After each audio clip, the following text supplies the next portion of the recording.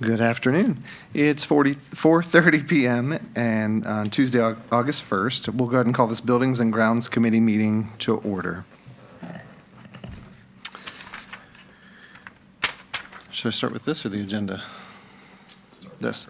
Mr. Monk is requesting to join the meeting remotely due to a personal matter, specifically because he's out of state for work-related travel. Mr. Chairman, I'd like to make a motion to allow Mr. Monk to attend the meeting virtually.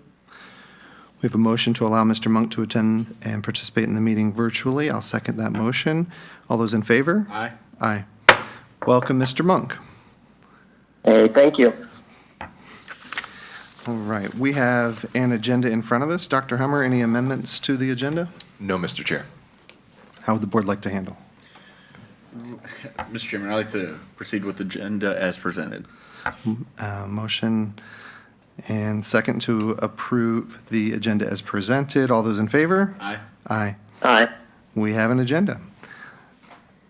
All right, we'll start with unfinished business and the capital projects list.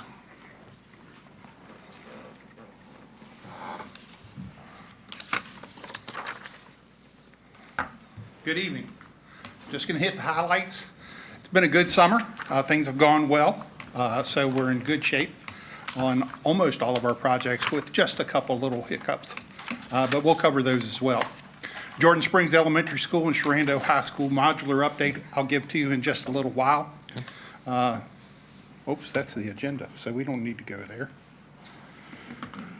At the Armel Modular, we have an occupancy permit. They're ready to take possession of that building, and they're excited to do so. At Transportation, the HVAC is near complete. We have just a little bit of control work going on to complete that project. The AC is working in all the buildings, so we are where we need to be. Factory startup happened on the 27th of July, and everything went well, and we have about 4 items on our punch list. All the radios for the radio project are on order. We're hoping to have some assistance from the state grant, the governor's grant for safety on some of that to give us a little bit of reimbursement on those radios, but everything's on order. Currently, we have repeater installations at 9 facilities, and we will be doing 6 this week, and then we'll complete the rest of them following that. So we are where we need to be. We're in good shape on that. The county radios, I've been in contact with the county, the person for the county that takes care of their radio communications. We crossed paths a little bit today. The radios came in, they were not programmed. He's gonna work with me on getting those programmed through their project. The Millbrook roof is in progress. It's 25% complete on the main building. The gym is complete, and the auxiliary gym is about halfway. We put some plastic on the floors this weekend to make sure we didn't get any rain. We did not have any problem with that. A little bit got through, but the plastic caught it in the auxiliary gym, and there was nothing to worry about. The Armel ESSER 3 Phase A is near complete. Phase A is about 60% of the building. It is on schedule. The remaining 40% will be done next year. In the summer. That is an ESSER 3 project, and the drop dead date on that September of next year. So we're a little bit ahead of schedule. We got all the main piping into the building, so when we get to the other side of the building, we don't have to complete that. We'll be ready to go. In rep, the CSL FRF HVAC project is near complete. It is on schedule, and they do have air conditioning. Both of those schools, Armel and NREP, have air conditioning in the building. We're still waiting CAP asset replacement funding from the BOS, and we're hoping we get that soon so we can get those projects underway. Admiral Byrd Middle School gym heat pump had a problem right at the end of the school year last year. We do have a heat pump ordered. It is about a 16-week lead time. There are secondary units in that space. They probably won't be able to keep up on the hottest of days, but there'll be some relief in there. Jordan Springs Elementary School modulars. Building permit was issued on July 11th. So we were a little bit late getting out of the gate on that one. We had some issues there as far as really how it all fit into the space. It's a lot of modular units for the space that we had, and I'll explain a little bit more of that to you. But we also had a problem, or not a problem, we had to work through an issue with the ramps for how much traffic they could handle. So we had to work through that with inspections. Trenching for power and data is near completion. It's about 60%. As soon as we finish setting the trailers or the modular units, we'll finish that up. That doesn't take too long. It's a trench with some PVC in it. It's not too bad. We've already set the distribution transformer, and they were supposed to pull the mains in today. So this is from the panel over to each one of the units. So it shouldn't take too long. Footers were complete on 7/21. We started to set the modulars the week of 7/24. School has communicated the timeline for completion with all the stakeholders. We're doing the best we can that we can get it done. We know that we recognize their need, talked to Mr. Raymond about it a couple of times. He's aware. We're trying to complete it for the beginning of school. However, we think that a more realistic goal is probably somewhere the week of the 21st. So about a week late from when school starts. Some of the issues that we ran into when we went down and got the paperwork, the site drawing showed no pole for that light that you see there on the left-hand picture in this. So when we set the corner, that's the corner of the modulars. When we set the corner of the modulars, you could see that the pole was in way. So we had to move it over to the right, north, better situation to call it north. And we started to encroach on a couple of different things. Number one, in the right-hand picture, you see the underground piping for the electric. Put the footers right beside those. So we had to fill in that ditch before it was inspected, and then we had to uncover for inspection, so we got a little bit of delay there. We talked to Frederick Water. They gave us permission to encroach on a fire line that was on the right-hand side. It's about 2 or 3 feet from where the guy in the light blue shirt is standing, and they gave us that permission. That was on the 12th, so we didn't lose a whole lot of time for that. Some of the delays, we did have 17-week lead time on single-phase distribution panels and breakers, permits and county requirements. The 17-week lead time on the single-phase distribution panels and breakers, we opted for 3-phase panel and breakers and just using 2 of the legs. Not best practice, but it'll get us those modulars on time or close to on time. Much better than the 17-week lead time.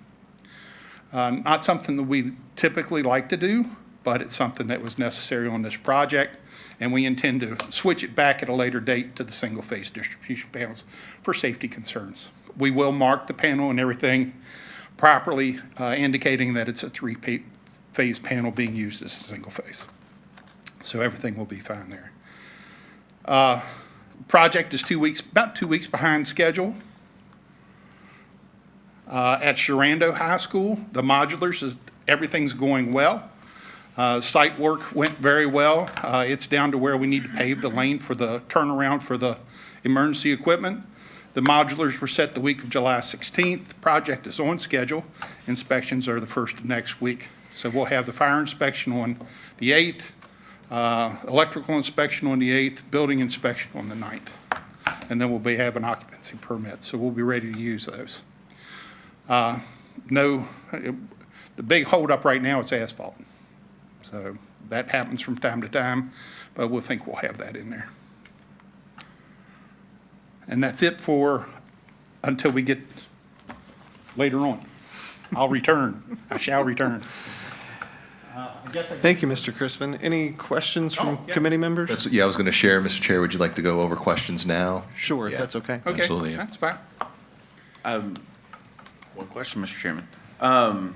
So this is for Dr. Hummer. So with the August 21st completion date at Jordan Springs Elementary, I trust that you are working with Mr. Raymond on kind of where to put those students until they were able to move in? Yes, sir. Yeah, so we had a conversation with Mr. Raymond a couple weeks ago when we were notified that it was going to be 2 weeks late. And we worked with him in regards to making sure the students were in a safe location and it was still conducive to learning. And then when the trailers are going to be available that week of August 21st, the students will then move out to that trailer, out to the modulars. Mr. Raymond also sent out notification to his families, and Mr. Raymond's also communicating with his families if they have any additional questions to do so. So yes, we worked through those pieces. Thank you. Yes. Thank you. Any other questions from committee members? Mr. Monk? Hey, thank you, Mr. Comstock. Two questions, and more general, but because of the issue, Jordan Springs, thought it might be beneficial to bring it up now. One, I saw the picture of kind of the need for relocation of a pole. It was my understanding that Jordan Springs was built with the design ability to put in these modulars. Is that correct? To add on to, not necessarily. Yes. Yes. There were, I think what he's referencing, and please, Mr. Kenny, the ports that are located in the property so that there weren't additional things to be installed. When we went out there and viewed that, there was access points in the property to do that. No, for the modulars to be installed out there, there was ports in the property that was showed to us when we did a tour of the building out in the property. That's what Mr. I'm not sure what you're referring to as ports. Are you talking There about were the maybe access sub-ups ports, that right. may be buried, or maybe junction boxes or anything like that? Not to my knowledge, no, there was none put in for that. No, I think the only thing, correct me if I'm wrong, Kevin, but there was an idea of having for a permanent structure. Yeah. Space In front of the dedicated. gym, and we had those conduits, those things like that for the permanent additions. But Right, right. Not for modulars. For the classrooms on the other wings, then where these modulars at is where the gym was supposed to be expanded out. So that provision was put in there, but for not for modulars, but. Understood. I think, and Mr. Monk, please, I don't want to speak for you. I think what you're referencing, when back in March, we asked if there was going to be any sort of delay or any expectations of delay if we were going to be installing these modulars. And what we reported at that time, and Miles and I did go out there and tour the facility, and we did take a look at the space that was available out there, that this space was designed for a expansion, because that is where the expansion was supposed to go. So it's not like, for example, as compared to Sharando, we're adding modulars on spaces that was designed for athletics, learning stuff. So it's not conducive. We're making it work, but it's not conducive for that space. So this space is designed for expansion or for modulars. Okay. Just want to make sure we weren't missing anything there. So, and Mr. Monk, if I'm Nope, you're okay. You're hitting the nail on the head of exactly what I was alluding to. All right, so just wanted to be clear on that. And then the second question was around that issue put in permits and regulations there from the county. Are you able to elaborate on that a little bit more, and maybe what that, if there is a delay, what that delay looked like, and the relationship there? Mr. Lee handled that, so I just looked at him, I glared at him, and he is coming to the podium. Good morning, or good afternoon, rather, Mr. Chairman, members of the committee. Excuse me. The issue with permitting had to do with the decking and the ramping. What we provided in our original plans was not wide enough for the capacity that was needed. The number of children that are going to be using those modulars needed a wider deck and a wider ramp. And the issue that came up with that, it was easy enough to widen the deck. That width was available to Mobile Modular, but that width of ramp was not available. And so what we were having to do was put two ramp panels side by side. But to do that, you had to put a railing in between. And so we had to work through that. So it's effectively two 4-foot ramps side by side as opposed to one 8-foot ramp. But in the end, it was acceptable to the county. Okay, so just trying to understand, was there any delay on the county part or they could have moved a little quicker, or? No, the county was very good to work with. Wonderful. Okay, thank you. Thank you, Mr. Chairman. Yes, sir. Anything else, Mr. Atkins? Mr. Chairman?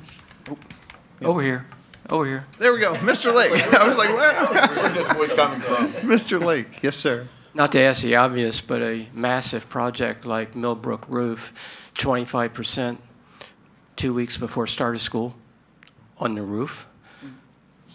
Yeah, yeah, we're working with administration there to continue occupied, and we think it's going to be done around late October, early November. Not going to impact the school and gym class and basketball practice and volleyball games and whatever. No, sir, all that, the gym will be finished in the next couple of weeks, so that's why we went into the gym, so they would have that area, and that we wouldn't disrupt it. And then we'll work just like we did with painting last year, and it went very well with the administration from Millbrook High School to get the painting done. We'll move from different area to different area. A lot of the work will be done outside of the normal school day, and we anticipate that it's going to work very well. So we're not impacting classroom availability or anything like that? Not that I'm aware of. Okay, thanks. Yes, sir. Thank you, Mr. Lake. Thank you, Mr. Crispin. No problem.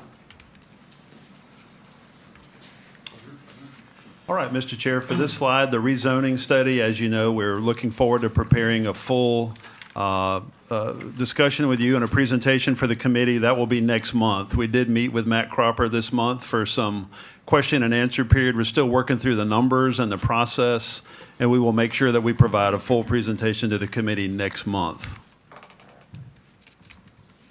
And Mr. Chair, if I may add a little piece there, I just want to make sure that we're providing you with updates to this, because this was a big project that I know we wanted to take on in regards to our overpopulation and our space that might be available that we could utilize.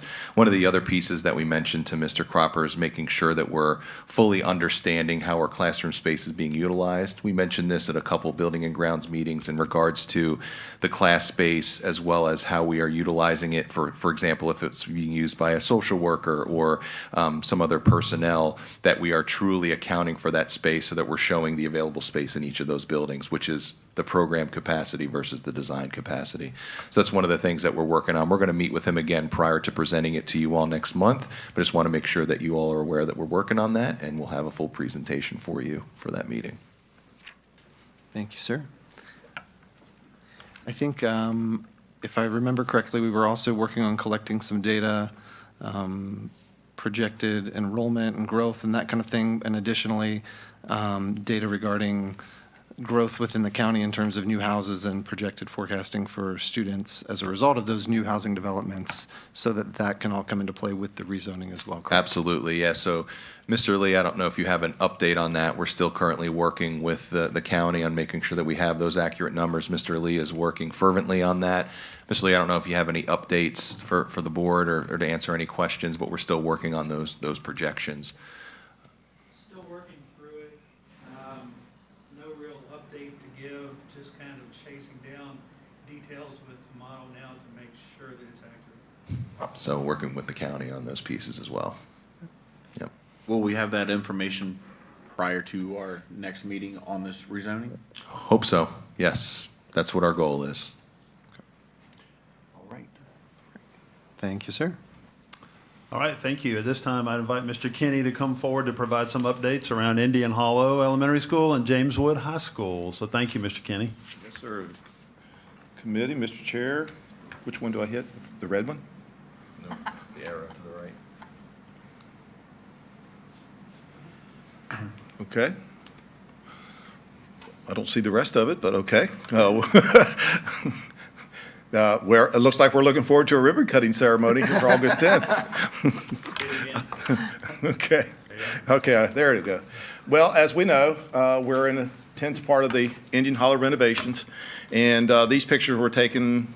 The one on the left there, you see, that was an underground fuel tank that had been abandoned in 1995, and it's in the way of that unit you see there. Also is to come out there. It's serving the last few rooms of of the building, but what you have there is a tank that's in the way of the new drainage system, storm drains and what have you like that, and we didn't want to leave a underground fuel tank in. So we then enlisted our environmental people, ECS. We come out, we expose the tank. They come out, we got the top off of it, and was found it was solid concrete filled. So that delayed us about 10 days there to get that tank out. And the tank was very pristine, good shape, but it had to come out. So once we moved on from that, then that area back there that you see now has already been bricked, and it allowed us to go ahead with the rest of the activities back there. So we're pretty good shape on that area there. The front you see there, this picture is about 7 days, 8 days old. And now the front, the sidewalks have been poured, the front canopies are wrapping up, the new bricks up. Those areas down to the front, around the gym area and what have you. We hit some structural delays on the gym. The walls were not tied together. We've encountered quite a bit of that at Indian Hollow School. So it's all taken care of, and those repairs were done. We had some structural cracks in the wall that had to be addressed with engineers, and we've got those repaired. So these pictures here are about a week old. The one on the left is a couple weeks old. And if you went there today, you would see a completely different look. We're going to be sodding there next week. We've got the DAFs or drive-it stucco going around the perimeter at the top, things like that. And so we're moving right along on there. Getting ready for that ribbon cutting slide we just seen. This interior, again, these were taken earlier. These interior spaces are finished. This here's the one. If you look in the picture, there's one little square there that you see. That's and that one to the right, and that's some of the new daylighting that was introduced into the building for interior rooms in the library, classrooms, and things like that. It's called solar tubes that brought in there. Now, if you went up there today, you would see that we're shampooing carpets tomorrow. We have staff back in the building. Up there since Monday. These areas are finished, so it's ready for, we're wrapping up quite quickly up there right now in the interior of the buildings, but they had a couple slides there. Again, things go pretty quick towards the end of a construction project, so it morphs into something different every day. And so there we are, we're looking forward. That's James Wood, but the Indian Hollow project has been a challenge for workforce and what have you, but it's come together pretty quick. We're about 6 months ahead of schedule. We looked to be wrapping that project up. We had a owners meeting, our progress meeting today, somewhere around the 1st of December. We'll do our final wrap-up and our documentation. So right now, the target day is around the 15th or 20th of December. We have the 4th and 5th grade classrooms, about 5 more classrooms to do. And we got some brick on the south end of the building, and we saved it for the loading dock. We ran into some more structural issues there, so we made sure we have everything ready for safety and security, access points, things like that. Cafeteria staff can get back in this week to start restocking kitchens and what have you like that. And so it's come together right nicely here. We're painting gym right now, the gym, so we'll be ready for staff and students, staff on Monday, and then students the following Monday. So it looks pretty, that one's coming together pretty good. So some challenges, but workforce, being what it is, it's been tough, but it's there. So any questions on Indian Hollow? Mr. Atkins, Mr. Monk, any questions? Yeah, thank you. Okay. Thank you, Mr. Kennedy. So we got a ribbon cutting next week also on the 9th at James Wood. Now this is my problem child. So this one here, as you see, a whole new look.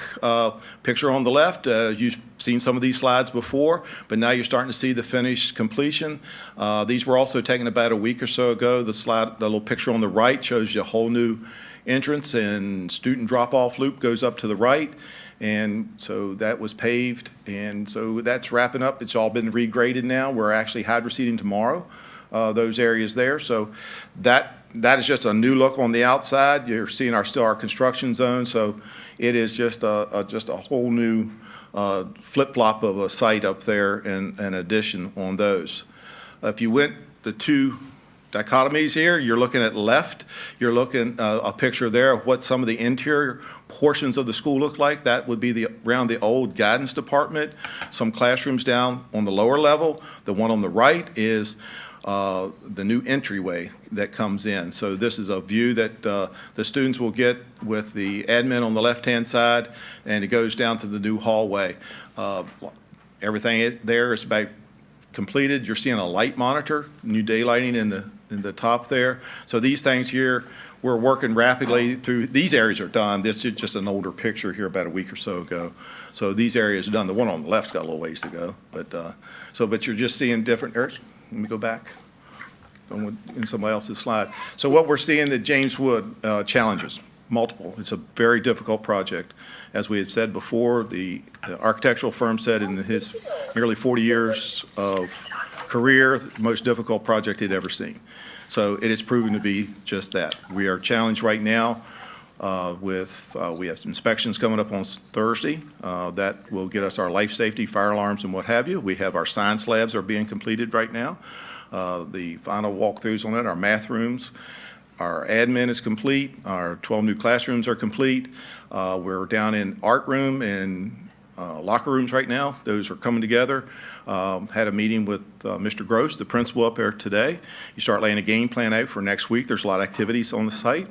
We'll have a lot of workers on the site, and so it's a challenging site, but we're anticipating that full staff will be back after the inspections on Thursday, be back in there on Monday, and we'll welcome students back on the 14th, the freshmen, and if there's any updates to that, I'll be getting hold of Mr. Hummer, Dr. Hummer, Mr. Goodwin, and contact them. But right now, it's been a bear. Most of the staff workers up there are putting 60 to 80 hours a week in to try to get this done, and they're just about at their wits' end. But it's looking pretty good shape. We got massive cleaning going up everywhere. Gym's got all new bleachers in it, new backboards. It's looking quite impressive on the gym side of things there. So we're now policing the site and getting everything transitioning from a construction site back to a school, and so that's where we're at right now. So. But that's about it. So I'm looking forward to the ribbon cutting up there next week. It's a beautiful, beautiful front area there. So look forward to it. So any questions? Mr. Kinney. Yeah. So with the ribbon cutting coming up next week, I did see in one of the previous slides some of the Connexes and stuff out there. Those all be gone for people to come in, student parking. Are they still? Well, I'll have all the student parking back, so anywhere where we've used that areas for storage, all those areas will all be clear. So there's cinder block, if you went out there now, all that'll be gone, everything like that. Now, the Connex boxes you see is over in what is still the construction area. Okay. So that'll be fenced in, and that's what they're working on now. The future staff parking is where we're actually got Connex boxes over there also. That's right where the student loop drop-off loop comes around, and we're abbreviated that so we can still have that area, and that's what the next phase of where those guys will be bringing out debris and things like that. So if you're standing looking at the ribbon cutting, if you strain your neck, you might be able to see some of them, but hopefully we're going to try to disguise them the best we can. But the parking lot, all storage material and everything like that will all be policed and going. So, but you still will have some Connex boxes that if you look back this way or something like that, you can see some. Easy enough.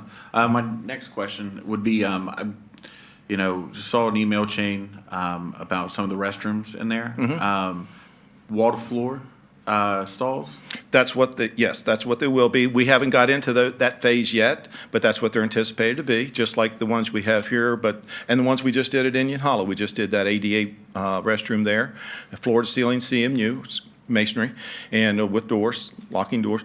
So yes, but we haven't got to that phase where that are being constructed. Everything we've built to this point has been either in the guidance department or the admin and clinic, and those are just single use where you just kind of go in. They're just I've seen the restrooms that you referenced here at the admin building. Yeah. And I mean that's great for an adult building. My thing is with the students there. Somebody has a medical emergency, a seizure in there. Somebody. God forbid, overdoses, or with some of the stuff that's been going on in bathrooms in other counties, there's no way of rescuing somebody out of there. You'd have a body in front of a door. Is there a plan to address that? I don't know that portion of it. Again, a lot of times I'm the construction. Right. I'm kind of the affordability and constructability guy. But these restrooms are going to be monitored, and they're open to the hallway. So when you look down that if you look at the floor plan and look down to where they're going to be constructed, you can see every door that's going in and who's going in and out of them. And my understanding is from the staff there that they're going to be monitored, just like they've been monitoring the restrooms up there. Yeah, I'm just Currently. concerned about the rescue out of there. Yeah. You know, somebody has a medical emergency, seizure, you know, it's no secret that we've had some overdoses. And, you know, I would, you know, I'd rather have some kind of access to pull Okay. somebody out by the bottom. I think that it's a point that you can look at, and we can all look at it as a team, and because they haven't been constructed yet, you know, so if there's something there that we feel that we want to address, I think it's time to do, you know, we can take a look at that. It would essentially, Mr. Chair, if you don't mind, essentially it's just the door is what you're concerned about, correct? Well, if they're like the ones that's here in the administration building, the walls and the doors, I mean, obviously, I don't care about between the stalls, but, you know, if you had to pull somebody out, mostly at the door, you'd have access to do that. Just trying to think about student safety on that one. Here, I mean, we don't have a whole lot of students in here, but, you know, I'd like to keep our staff safe too as well. But yeah, something to look at, keep in mind. Sure. We can take a look at that and make sure the doors are safe for extraction, if that's something we can. It's all in the definitely lock take a look sets at. and Yeah. things like that, but yes, yep. Okay. Thank Anything you. else? Thank you, good? Mr. Kenny, for All right. sharing. It's nice to hear these updates. It's very exciting. I know Yep. it's a lot to balance and a lot to handle. Yes, sir. Just a quick question around the design of these buildings. Did these come before the school board for a vote? Yes, these did, yes. Do we know when that was, of when we saw an actual architectural schematic? I'm looking back, I'm also glaring back at Mr. Lee. What was that date? Do you remember? Off the top of my head, I don't. I would guess that We're- was. We're 18 months into this. This was the CMAR project, so you're doing design and, you know, you're doing design and constructability and what have you, negotiations all at the same time. This is 2023. I want to say it was 2021, but I'm not positive. You know, Can we find that exact date? I think a presentation was shared with me, that was 2021, but if we can yeah, take a I look think at it's, that. when I it was think I'm presented. correct in saying it's 2021. Don't know the exact. And are you month. you all sharing that there was an actual architectural design that included room level specs that was shared with the school board? What was the, now, Room level specs? I'm not sure. well, that would be, yeah, we're, in the CMAR project, you know, it's a little different delivery method. We did that with Ayler, and we're doing it with these two projects here. So you're developing the specs as you're developing the design and stuff, so you can get an early start, so like on site work and things like that. When we was doing this project also, so you're developing those specs, so there are spec writers that's working in conjunction with not only the CM, the contractor, but also the design team and us as well. There's design meetings, I think we held them once a week or once a week, I believe, is what our design meetings entailed. And so from that, it's a progression that you go. So then you hit some early GMPs, which is guaranteed maximum prices and things like that, that you hit these early GMPs once that design has got there. Then at the end, there's a kind of a cleanup process. There's some addendums along the way.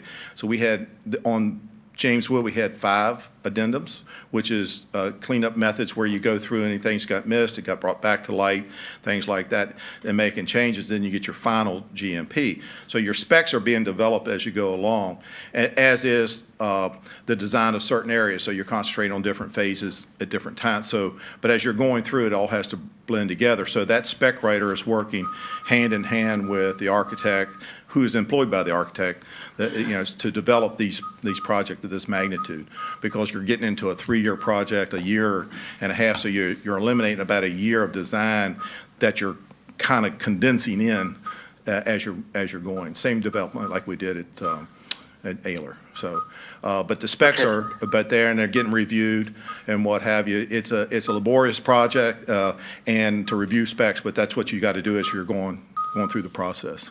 Yeah. I guess Right. from, sorry, Mr. Monk, I guess from my point of view, being a No, construction. Mr. Atkins, it's still my time. I'm going to ask a few more questions. So just to clarify on that, I heard you say that the specs are being developed as the project goes along for these projects. Is that what I hear? until you reach the final GMP. Yeah, that's how a CMAR project, construction management at risk. So those specs are, it's not the same delivery method as a design, bid, build, where you would design everything, have it all wrapped up in a neat package and put it out on the street and people bid on it. The CMAR project is a little, it's used mainly at higher education, but a lot through the state of Virginia for even K through 12, and it's used quite a bit. But you have to do that because you want to get to these early packages so you can keep the project on. That way you Right. can bring it in on time. So, but yeah, so you don't have all the specs, but you have it pretty well. You have a spec writer meeting just same time as you're having your design meetings. We have all these different disciplines going on at the same time that you can write your specs that address that portion of the GMP, as you're moving. And then they may find something that's going to affect another phase down the road. So it's quite an intense process, but yeah, they all get wrapped up with the final GMP. Perfect. So I guess my question, just to go back to the first one, was the school board would not see those specs because those specs are being developed throughout the project in this type of scenario. Is that correct? I don't want to say it's correct because I'm not sure at the time how much was shared in other meetings that I wasn't a part of. So it could also have been the assistant superintendent could have shared those with school board members that I wasn't privy to. So I'm not sure how they got shared beyond, what we were doing. So we're working in one side of the house.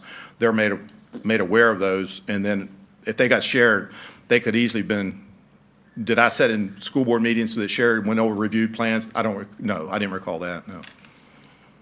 Right, but there was nothing that, I know you can only speak for yourself, but there was nothing that you shared that would indicate those specs because they would be being developed. Is that correct?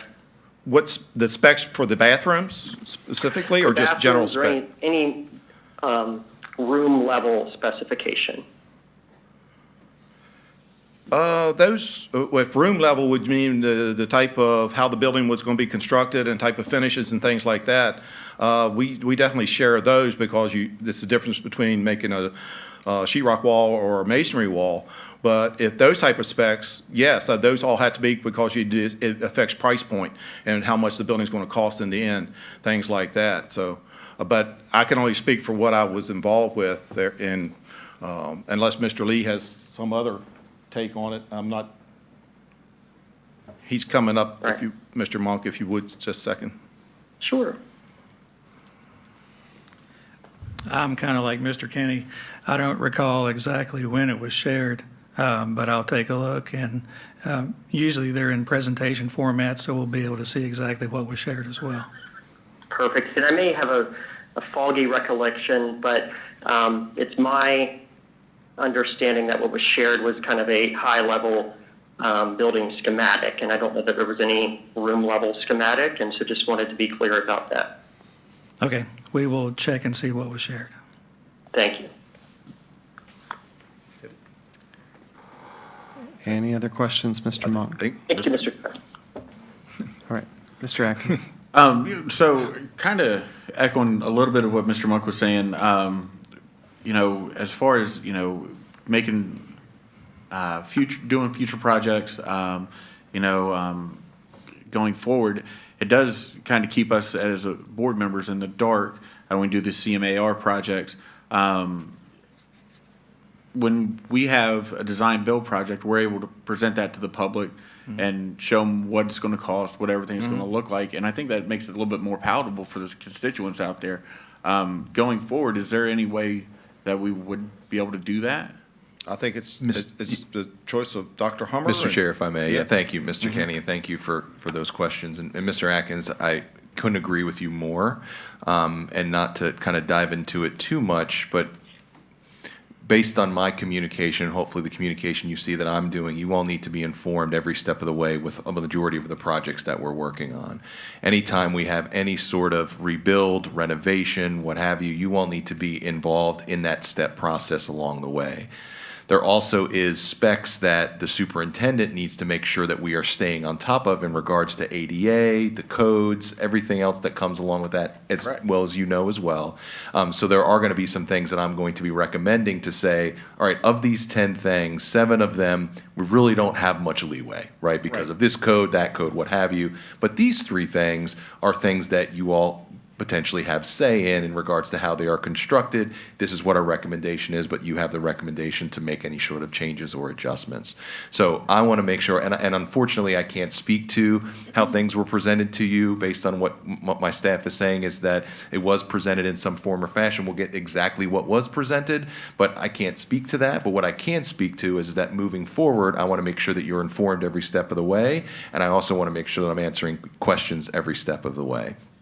So with those projects, I want to make sure that we are doing that in a very transparent manner. So that is something that I will be doing moving forward as we are continuously responding to our growth.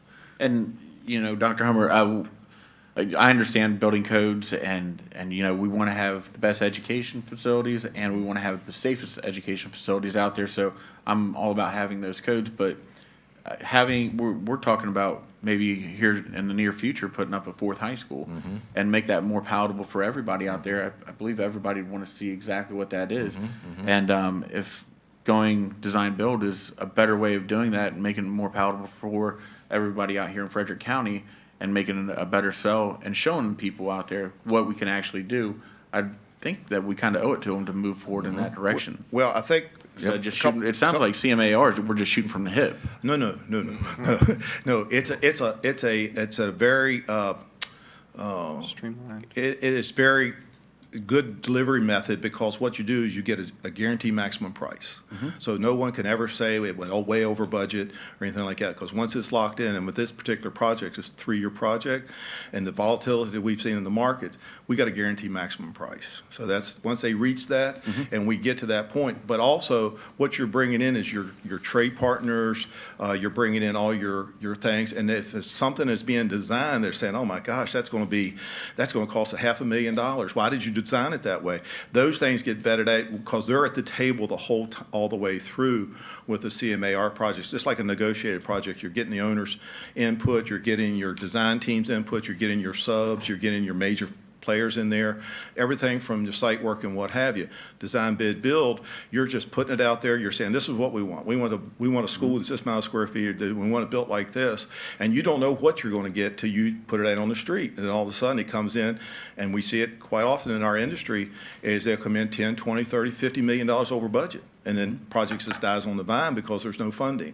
Well, this way here, we've got a funding mechanism that was put into place.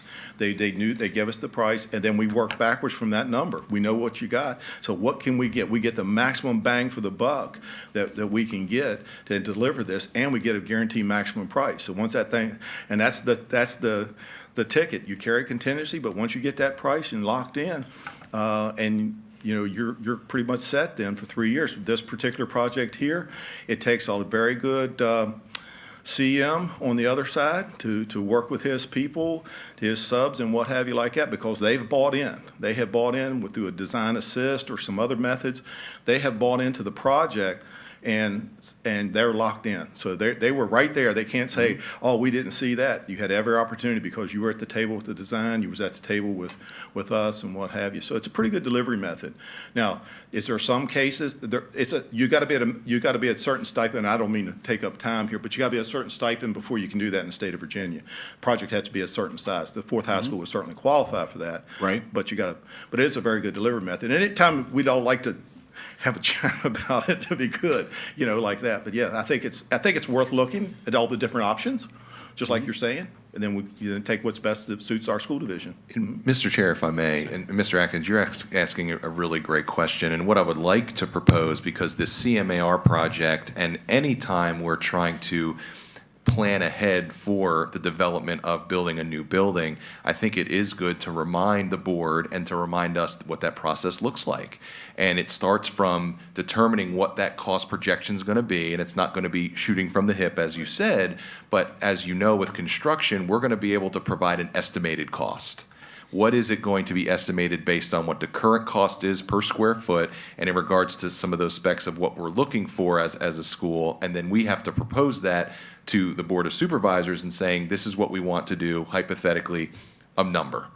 And then they might come back with another number that might be lower, and then that's when we start to have the conversation about the CMAR, the GMP, and then what needs to go into that building. Because what we don't want to do is sacrifice safety, and we don't want to sacrifice the conducive learning environment for our students, as you mentioned. So we need to decide as a board and as a school division what those non-negotiables are, and then we can start to build that out. But I think it would be beneficial, maybe for an upcoming meeting, and like you said, we're going to be looking hopefully at this fourth high school in the next 5 years. It would be nice, but we can maybe remind everybody of what that process looks like, and then maybe there's some areas of improvement to make sure that you aren't in the dark and that we know what those every step of the way is, and maybe there's some additional information we can be providing to you all so that you feel fully informed about that process. You all know that about me already, that I love that model, because then we're able to answer questions every step of the way, and not we're close to this project being done and it's like, wait a minute, I don't remember that. But if we're constantly reminding or don't remember or it wasn't shared, we're able to provide that information along the way. So that's what I would like to recommend, and hopefully that suffices. But I think we need to talk through what that process looks like and to see if there's some room for improvement there of how you guys are informed every step of the way. Thank you, Mr. Chair. Thank you, Mr. Yes, sir. Atkins. We didn't get everything we wanted on these. We had to cut, and it does. It's a process, but it does. I still have my red pen, and I keep cutting them out. We can't afford that, and you get something more affordable, and it keeps the same thing accomplished. So it's a good process. But we'll be glad to talk to you about it. But yeah. Is that it? I appreciate that, Mr. Kenny. I think the CMAR process has proven to be helpful both in timelines, streamlining things, but also in making sure we deliver within budget with that guaranteed good pricing. process. But I appreciate Mr. Atkins and Mr. Monk's points about just, maybe it's not a problem with CMAR, maybe it's more of just reflecting on communication and opportunities for people to meet and hear updates during the process. So, and I appreciate your efforts and your commitment, Dr. Hummer, to making sure that happens. So, Mr. Kenny, thank you. I'm going to end it on a positive note. Thank you for sharing this. I think it's a very exciting time, and I'm excited for our students and our teachers to be able to use these beautiful new facilities. And thanks for your work. I think you'll enjoy them. Thank you, sir. Mr. Chairman, if I could, and also Dr. Hummer, we were able to look back June the 14th of 2021. An update came through for James Wood High School conceptual designs. November the 3rd as well of 2021 came to the committee. I do not have access to any of the materials that were presented at that time, but I just did want to answer Mr. Monk's question and, of course, provide those dates to you about when we could find that it was brought before this committee. And then, Mr. Chair, if I may, but let's look in to see exactly what was shared. Absolutely. Please. Thank you, I sir. just wanted to present these dates, so at least we did know that it was on the board. So, yes, sir, we'll do that next. Thank you, Mr. Goodwin. Absolutely, my pleasure. And speaking of pleasure, it is my pleasure now to introduce to you Rachel Rinker, the principal of Orchard View Elementary School, who's here to present a very exciting opportunity for outdoor learning at her school. Thank you. Good afternoon, Mr. Chair, members of the committee. Thanks for giving me a chance to talk to you a little bit about just some options for what could become an outdoor learning space. With your permission, I'd like to give you a extraordinarily brief overview of how the project came to be. We have sort of a space outside of the school in one of the corners it's gravel right now, and it's just a waste of space. The kids don't play in it. Kids pick up the rocks and they throw it. It's just really not it's not conducive to learning. So Mr. Klein and I decided that we were going to brainstorm with the PTO, what could we do with this space? So we started talking to the PTO, and the PTO voted, and they said we can give $2,000 to the space. So as an authentic learning experience for students, we partnered with Mary Beth Echeverria in the CTE department, and we actually became the customers for the architectural class. We gave them our budget of $2,000. They had to each student created their suggestion, and then they had to present it to us. So the PTO, myself and Mr. Klein, went to Sharando, and the students presented it to us as a project. And so we took their ideas, and we were going to go back to the PTO to say, here are some ideas. And one of the things that the kiddos came up with was that it was going to be very difficult to learn if the sun was in the kids' eyes. And so they had all of these different ideas for shade, but all of them were expensive. Or they were like those that were kind of like flimsy.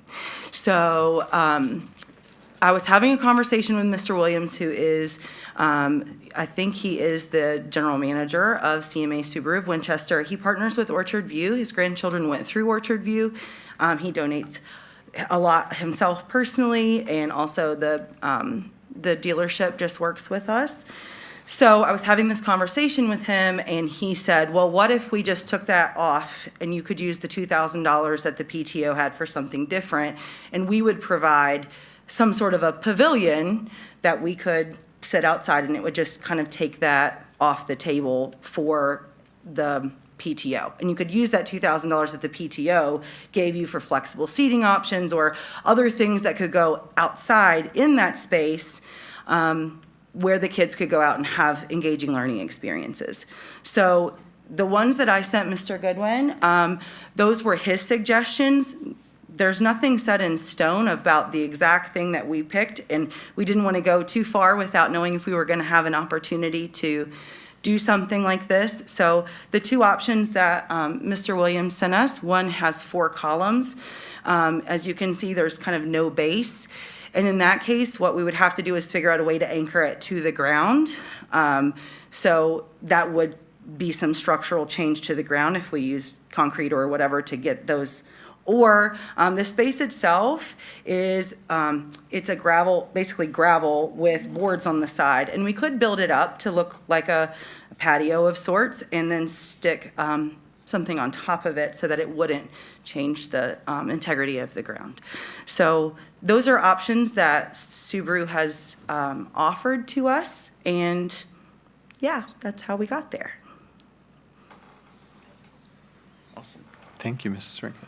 Any questions? Ms. Rinker, with Subaru donating to get this project done and the other $2,000 back there, for, like you said, flexible seating, will CTE still have involvement in this? So the project that we kind of went start to finish with CTE, we are in communication with the teacher to maybe do other things. We kind of ran out of time. We had great ideas, Right. and we wanted to kind of get all of their ideas and have a sort of conglomeration of ideas. But we did say we were going to work on another project together. The kids came up with amazing ideas. They had really, really great things, and it was really neat because they were presenting and saying, we had no idea this stuff was so expensive. Like, yeah, it's all very expensive. So the short answer is no, not for this particular project, unless we decide to do it something different. Okay. Yeah, I just trying to get my head around it. But yeah, I like it.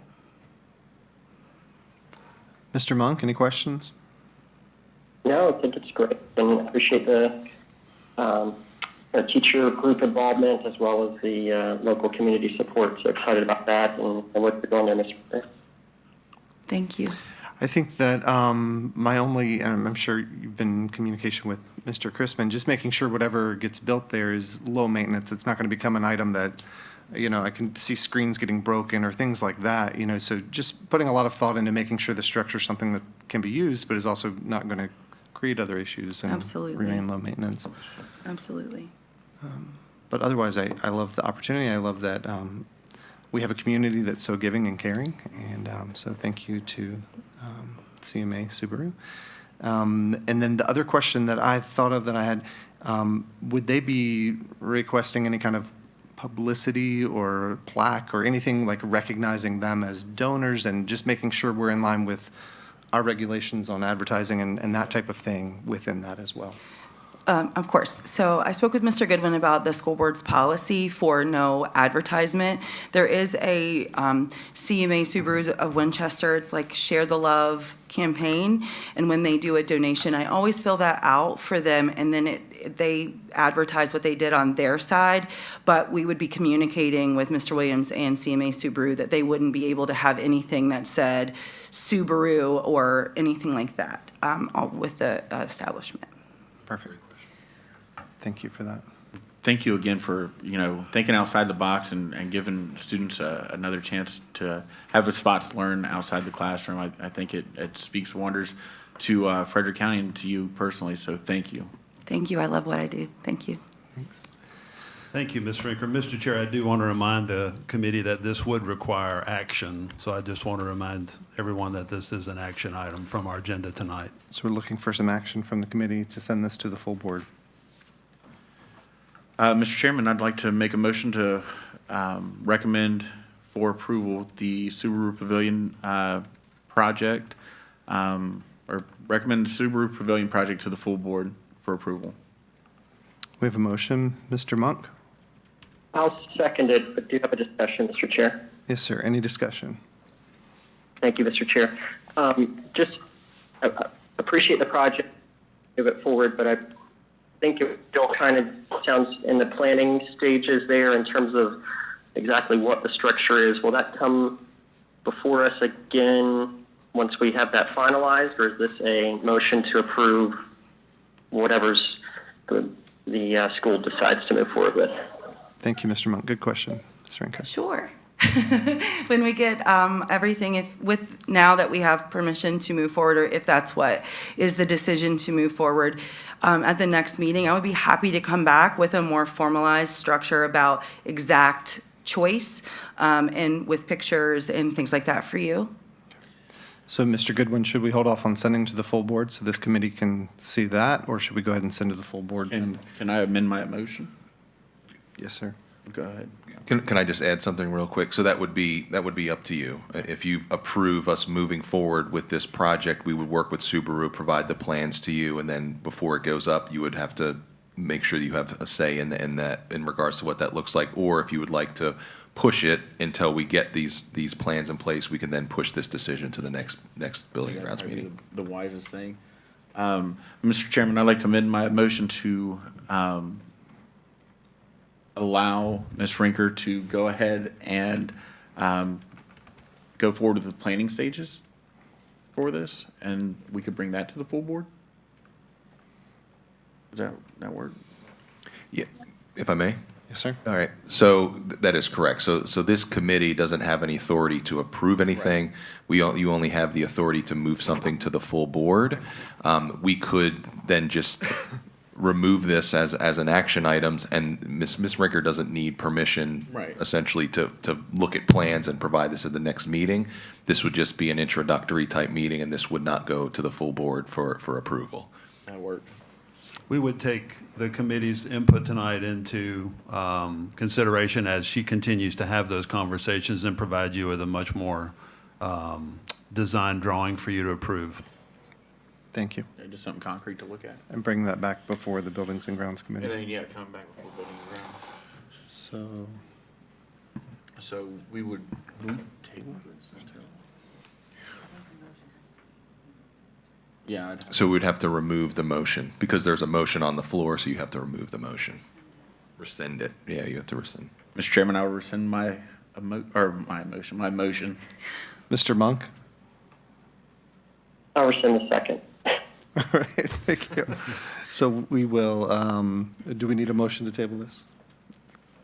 Mr. Chairman, I'd make a motion to table this until more information is provided. All right, we have a motion. Mr. Monk? You just made a motion to rescind. Mr. Monk seconded that. Do you Yep. need to actually vote on that? No? Sure. All those in favor? Aye. Aye. Aye. Rescinded. Okay, now we have a motion on the table to table this. I'm making a motion to table this until more information is provided to bring it back to the Building and Grounds Committee at that time. Second. Motion and a second. Any discussion? All those in favor? Aye. Aye. All right, there we go. Thank you. Sorry. Yeah. We need the Sharando FFA kids. Seriously. That was fun. Mr. Chair and Committee, Dr. Hummer, it's my pleasure to make you aware of a request we received on July the 17th from a neighboring landowner to move specifically a piece of heavy equipment across the land that the school board owns through property on a semi-truck with a flatbed trailer. The specific request was provided to be a front-end loader. And specifically, that would move that piece of equipment through the gate next to the Gainesboro Volunteer Fire and Rescue Department. I have provided some pictures so you can see for yourself where this is located. If you come off of the North Frederick Pike and turn down as you're going past our schools, right as you get to the railroad tracks, there's a gate that is an entrance to the back of the Frederick County Middle School property next to the Gainesboro Fire and Rescue Department. On the left, on your screen, on your computer, or on the screen in front of the audience, you have a picture of that gate, and on the right-hand side, you have the mirror of a vehicle I was driving. And beyond that, you have the Gainesboro Fire and Rescue Department and the railroad track. The landowner specifically is asking for access one time through that gate to enter, drop off the piece of equipment, use it, and then to exit across the property again. The landowner has provided verbal confirmation that they do have insurance on that property, which belongs to them, which would cover along with the home that they own and that property. Because they're entering our property, we required that they have a statement of insurance coverage. So if there was something to happen by the driver of the vehicle dropping it off or the piece of equipment that's there, they would also repair our property up to the way that it was when they entered. And any damage, if there were occurred to the gate or to the lock, they will provide replacement of that as well. This would be an example of the specific piece of equipment that the landowner directed me to on a website that he plans to use. It is a rental. It would come in for the day, he would pay the hourly rate, and then the truck would stay and remain. They would load that piece of equipment up on that front end of the trailer again, and then they would drive it back through our gate, close the gate, and it would be locked. One-time access. Some specifics. Mr. Chair, I'll move that we allow the landowner to one-time access, move his loader. When Logan finishes the presentation. Anything else, Mr.? Mr. Monk, I'm sorry, I think I might have been speaking when you made a motion. I want to say, if there are any other questions, I have talked with council and made sure that a document would be drafted, which would require the landowner to repair any damage that was made to our property or to our fencing that belongs to the school board, and that this access would be granted. It is an action item we're asking for tonight. If you do grant at the school board meeting on the 15th of August, I would recommend that we allow the landowner access from August the 16th through August the 31st only, and that the landowner would need to enter and exit in that period of time. I have notified the landowner of that requirement, to which he has agreed. Thank you for allowing me to present tonight to you, and I'm sorry, Mr. Monk, if you were speaking. I apologize. Thank you, Mr. Goodwin. Any questions before we take action? Any questions for Mr. Goodwin? Mr. Goodwin, the only thing I would be concerned about with that, coming through that gate, and you've given him a big enough window, the 16th to the 31st. Just if that's soft ground, getting that heavy equipment through there on a flatbed, it could get stuck, and then we'd have to bring out a wrecker. I know he's got insurance on that, and he could call a wrecker himself, but it would maybe damage the ground, cause ruts or whatever. I just would prefer that we do it on a dry day and when the ground's dry. Mr. Goodwin, was there any provision or discussion about the landowner making repairs to any damage done to the property during? Yes, that would be a piece of the document that we'd ask to review, perhaps. I'd be glad to share that with you in closed session at some point in time, the document that could be drafted for you, for the board. Thank you, sir. Yes, sir. I had a couple other questions, if that's okay, Mr. Goodwin. You said that the landowner has given a copy of his insurance. Would there, and I don't know if we would need to consult with legal on this, would there be any need for us to have him have Frederick County Public Schools named on that insurance policy? I know that's common practice as an additional insured, just in case anything were to happen. So maybe a question for legal. Yes, that's a good question, and I'd be glad to pursue that with our legal advising, yes. And then additionally, I imagine we're spending time or attorney time to do this contract prep, so potentially asking the landowner, I don't think we should ask him to pay for access, but paying for any fees that we as a division are incurring for him to be able to access this property, if we feel that may be Dr. Hummer. fair. That would be up to you all to decide.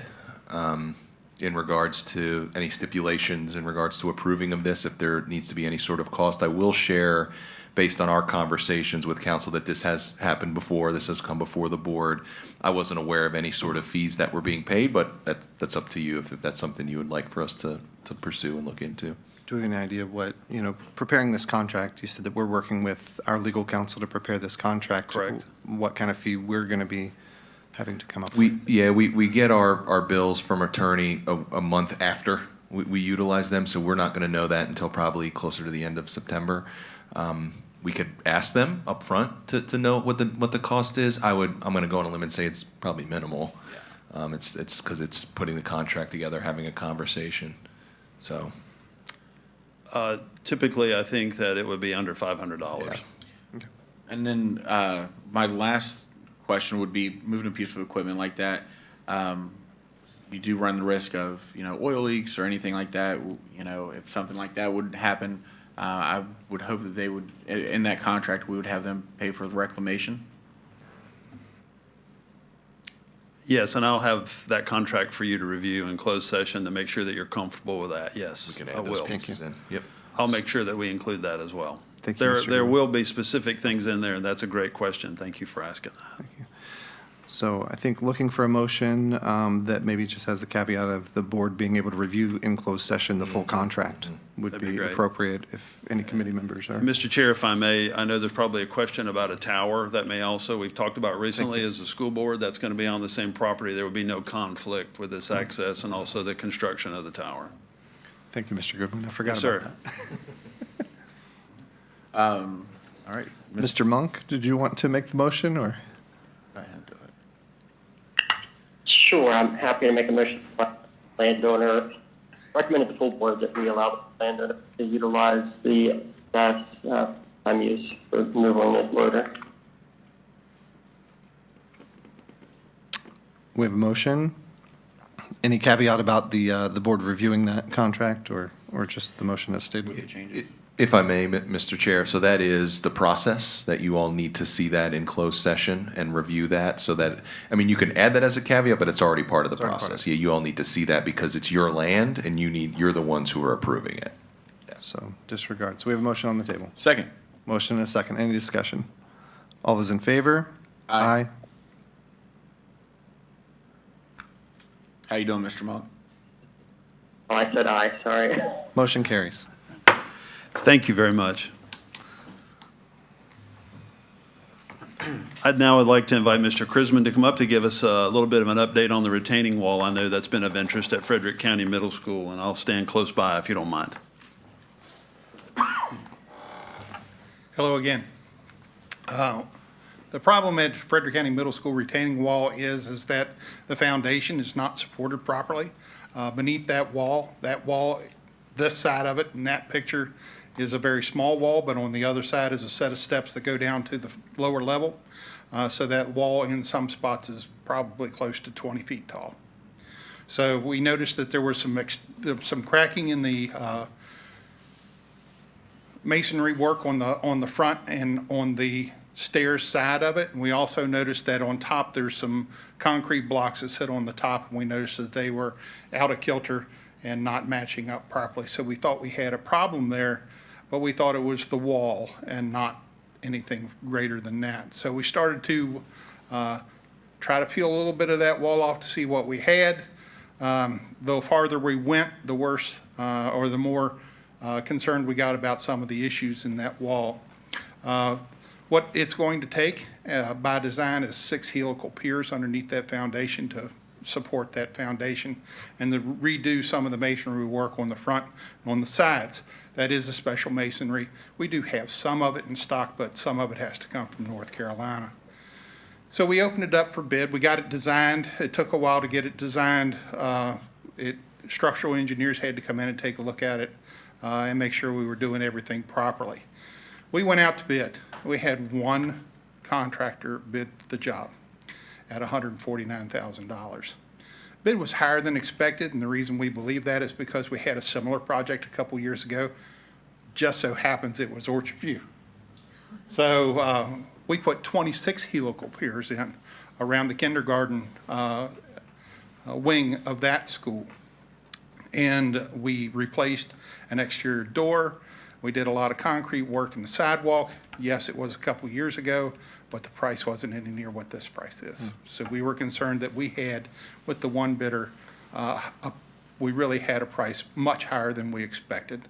So we're going out for additional bids, and because we've decided, or that we found out that the project isn't high enough that we have to actually go out in the bid process, we are going out and seeking bids from local contractors to see if we can better our price on that. Yes, it takes longer, but we really felt that we could lower that price considerably. Thank you, Mr. Crispin. Mr. Crispin, or anyone present, do you remember what year this building opened? What year we opened this school? 2016. 2016.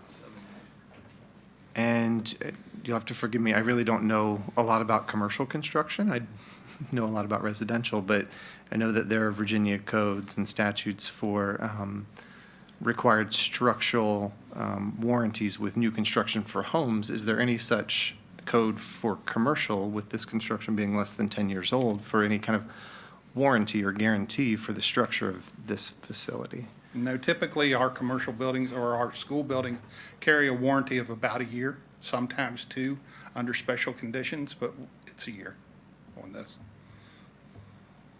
1 year.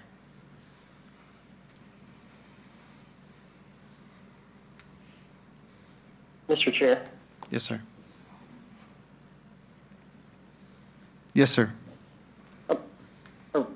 I guess along that same vein, is this a contract issue, a Design. product that just was not sufficient, or do we know why this might be occurring?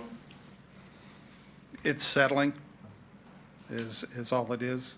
It's the ground settling and not supporting the foundation. The wall was constructed properly. It's just a matter of it settled. That's kind of where I was going. Is there some kind of washout or anything underneath there? Some, where, we're, washing out that foundation on rainstorms that we're going to run into later? Or the helicals irrigation in it? We think that this is the solution for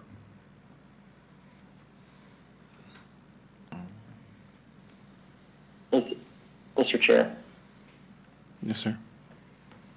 the ground settling, and appreciate that, recognize that the ground settles. I guess my question is, if we had this issue in any other building or similar structure, I think all ground settles typically when you're preparing groundwork, but you factor that in, trying to better understand this is a unique situation.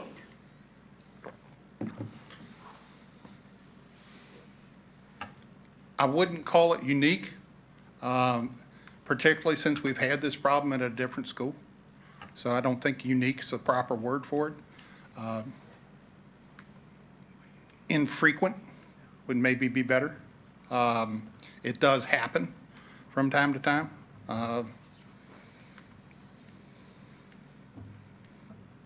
And it's happened to us. Is there anywhere else around the school that we're seeing any kind of signs of the same problem, where ground settling? I mean, it's hard to imagine where it's just one soft spot. This is the north side of the building. The south side of the building has a similar wall that comes in near the cafeteria entrance, and there's a large wall there that goes down to the lower level, with a stairwell there too. There are some cracks in there. We did have the engineering team look at that. They are giving us a report on that area, but when they were with us inspecting it, there didn't appear to be a great deal of concern, but we don't have that report yet. Would it behoove us that once that report comes back, maybe it could be bundled in there instead of just doing one, then having to go back and do construction again? Absolutely.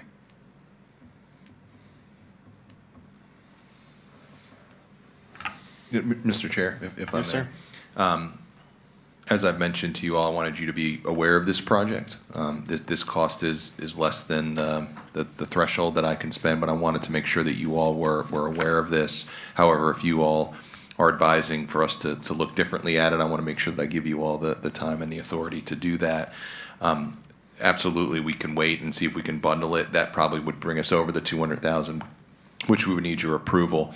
And thank you, Mr. Chrisman, for explaining that. And two things that I definitely want us to look into, I think what you all are alluding to is try to do the best we can to get ahead of these types of things. But if I'm understanding you correctly, Mr. Chrisman, some of these things just happen, right? I mean, we can only plan so much ahead. I don't know if there is any sort of way we can look into any sort of additional insurance type claims to look at. I think that's where you might have some heartburn, Mr. Comstock. I don't want to speak for you, but based on your questions, if that's something we can look into for future projects. This building is less than 10 years old. And I think for me, with this particular project, we definitely want to make sure that it's safe and secure. But secondly, this is in the front of the school. Yes. So when you're literally walking up the sidewalk, and this is the fence. So when you walk up, you can see this. And I shared this with you all. This was one of my first schools that I visited, and this is what it looked like. And I was asking questions about why is the building like this, and Dr. Putt did a good job explaining what was going on. So we definitely have some work to do of planning ahead for these types of things, but also we have to fix this. I mean, this is something that.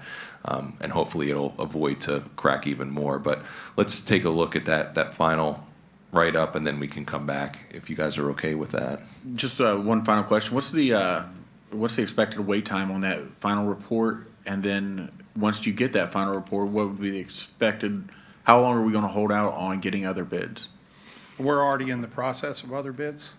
The report, I'll call down, it's a local structural firm, and they've always been very good to work with. I'll call down and see if I can't get that expedited within the next few weeks. Appreciate that. And I appreciate your comments, Dr. Hummer, and the fact that you are bringing this to us to keep us in the loop on what's going on. I think for me, the heartburn of the upset is, we spend money, we spend the community's money to build beautiful facilities, and sometimes that's controversial. And then with a building that's so new, to have to go spend a pretty high dollar figure to repair something that's fairly new. I would love to see if in future jobs and future construction, if there's any additional insurance or warranty or anything that could be added on during that process, because I know it's happened before with roofs and other buildings, fairly new buildings, where we got roof leaks or we're just outside of a year, that kind of thing.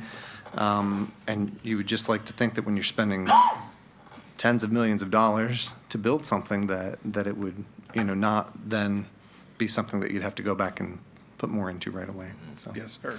thank you. I appreciate you sharing this update. Absolutely. So for right now, we'll hold off on this till we get that final report. If it's determined that it's not going to be any sort of additional funding, then I'll keep you guys posted if we're moving forward with this project. And if you all prefer I bring it back, I can do that. So. And I appreciate you, Mr. Crispin, taking it to some local contractors, seeing if there's anything we can do to get it down a little bit, and explaining that process, because it's under that threshold, the ability to do Yes, sir. that. So thanks. Thank you. Yes, sir. Appreciate it.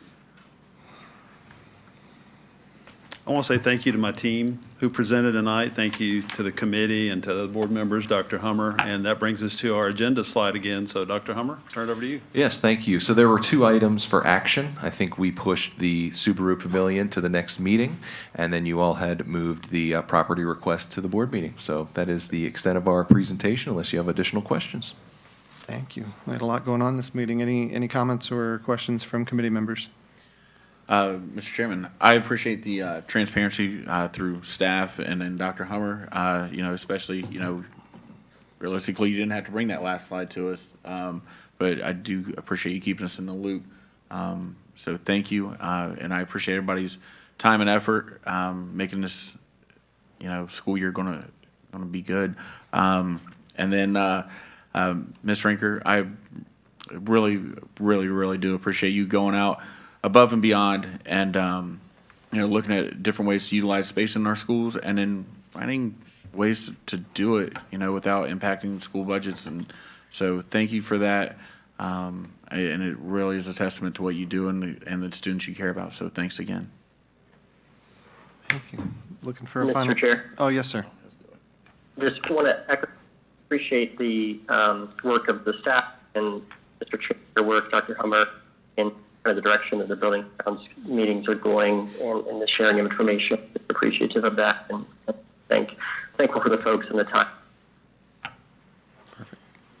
Thank you, sir. Mr. Chairman, I'd like to make a motion to adjourn. Motion to adjourn. Mr. Monk? Second. Second. We're adjourned. Thank you.